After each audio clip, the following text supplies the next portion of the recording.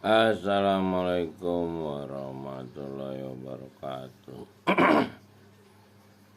Alhamdulillahirrahmanirrahim. Jumpa lagi dengan Bang Haji Handra di Menara Langit. Pagi ini jam 2:30 Ahad 5 April 2026. Ya, alhamdulillah kemarin saya bertemu dengan seorang aktivis NGO Lampung, Bapak Edison. Beliau lulusan Universitas Lampung, Fakultas Pertanian, dan kenal dengan kawan-kawan SD saya, Profesor Dermiati, Insinyur Dwi Tarya Gunadi, Eka Kasmir, kandidat doktor yang juga ahli akupuntur. Jadi kemarin sama-sama nunggu antrian periksa tensi darah di Rumah Sakit Airan Raya, yang kebetulan pimpinannya Dr. Zuradi adalah kawan SMA, kata Pak Edison.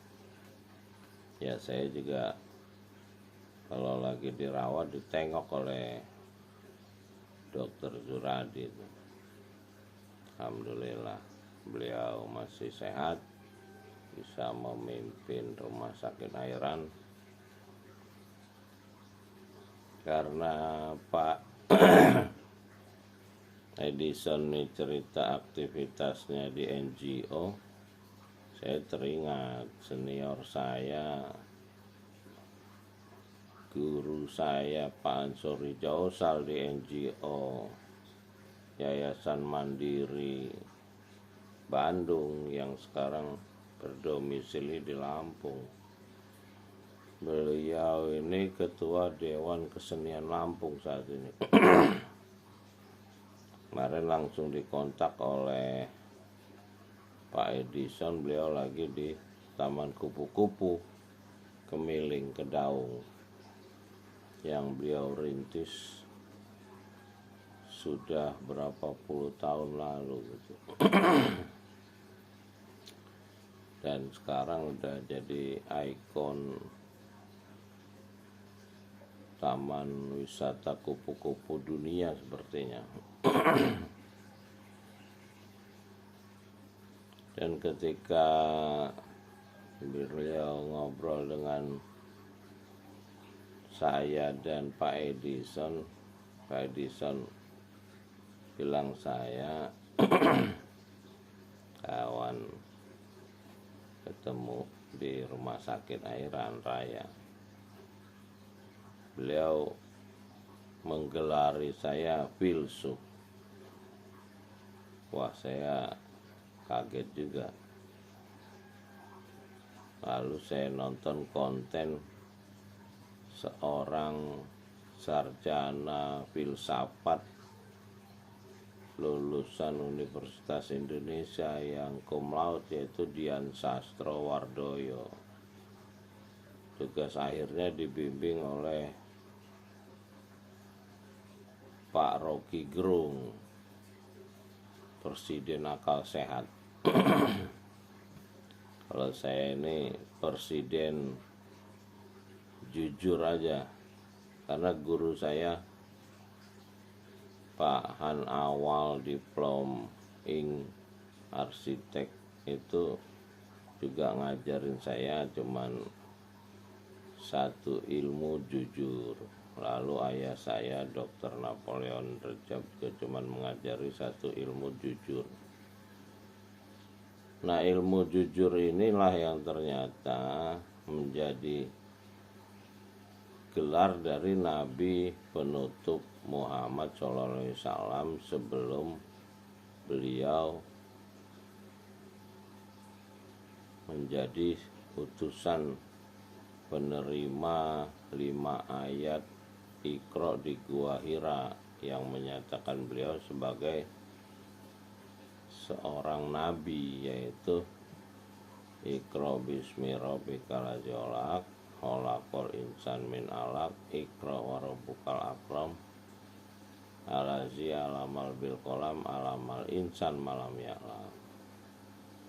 Nah, 5 ayat ini kalau terpahami, Nabi cuma terima 5 ayat ini 2 tahun, nggak ada ayat lain. Artinya ini menjadi filsafat dasar daripada kitab yang disusun oleh 4 khalifah, Abu Bakar, Umar, Utsman, Ali, yang mengacu kepada Adam alaihissalam di alam ruh sebagai khalifah pertama yang menerima kitab yang berisi ilmu-ilmu asma-asma, yang ilmu pencipta itu tidak habis walaupun laut jadi tinta dan pohon menjadi pena. Nah, 5 ayat ini kalau terpahami, maka kita akan belajar kepada pencipta kita, yaitu alamal insan malam ya'lam artinya. Dan sebelumnya kita harus sudah membaca alazi alamal bil qalam yang mengajari dengan tulisan-tulisan ini bisa berupa kitab, bisa juga berupa alam semesta.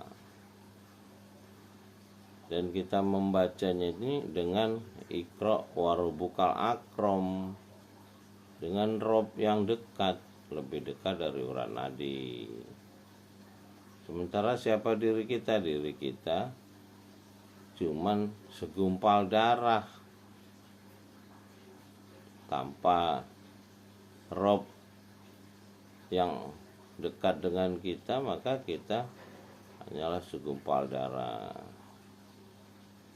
Iqra bismi rob, nah, segumpal darah itu dengan nama rob, baru dia menjadi bayi yang Mahdi.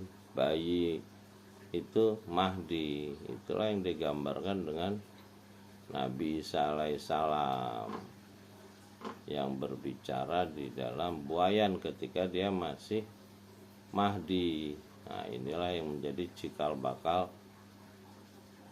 orang bilang Imam Mahdi. Jadi kalau orang baca kitab Cahaya itu dengan benar, maka dia tahu Imam Mahdi itu kitab itu, kitab petunjuk yang sudah 14 abad diterima oleh umat manusia dan terjaga. Tapi ya harus dibaca. Alamal insan malam ya'lam itu baru bisa kalau kita udah membaca kitab itu dari pangkal sampai akhir dengan terjemahan, karena terjemahan itu dibuat oleh orang berilmu. Kalau nggak pakai terjemahannya ya walaupun orang Arab juga cuman enak nyanyiinnya aja. Ya orang-orang Mekah dulu walaupun ngerti bahasa Arab ya nggak paham juga, sampai Nabi Muhammad mereka gempur abis, bahkan mau dibunuh sebelum beliau hijrah ke Madinah. Jadi jangan orang bangga dengan bisa bahasa Arab, hafal Quran tanpa memahaminya, berarti dia nggak tahu Bismillah. Kalau belum tahu Bismillah berarti dia masih Bismillah. Bismillah itu diberikan untuk Ratu Balkis yang belum beriman oleh Nabi Sulaiman alaihissalam.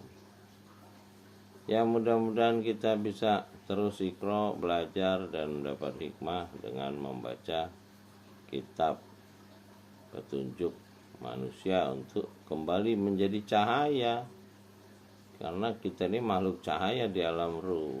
Ya kalau nggak mau jadi cahaya ya jadi batu, lebih keras dari batu. Itulah mereka yang kafir. Kafir ini bukan beda agama, orang yang tertutup dari petunjuk ayat-ayat itu Quran.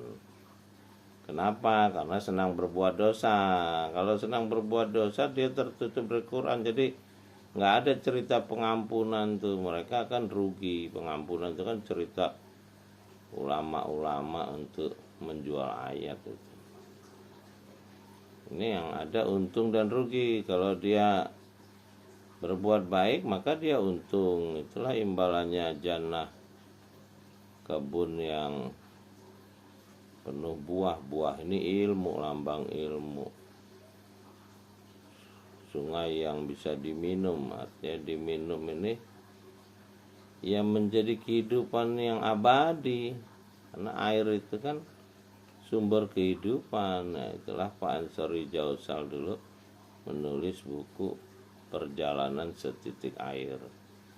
Ya mudah-mudahan beliau sehat, panjang umur, bisa membimbing murid-muridnya termasuk saya ini. Terima kasih sudah memimpin saya sampai hari ini. Dan ponakan beliau saat ini memimpin Provinsi Lampung, Rahmat Mirjani Jausal, anak kakaknya Faisal Jausal yang dulu pernah bersama saya di Lembaga Pengembangan Jasa Konstruksi Lampung. Terima kasih sudah menonton. Sampai bertemu lagi dengan Bang Haji Andra. Alhamdulillahirrabbilalamin. Salamun qawlami rabbil rahim.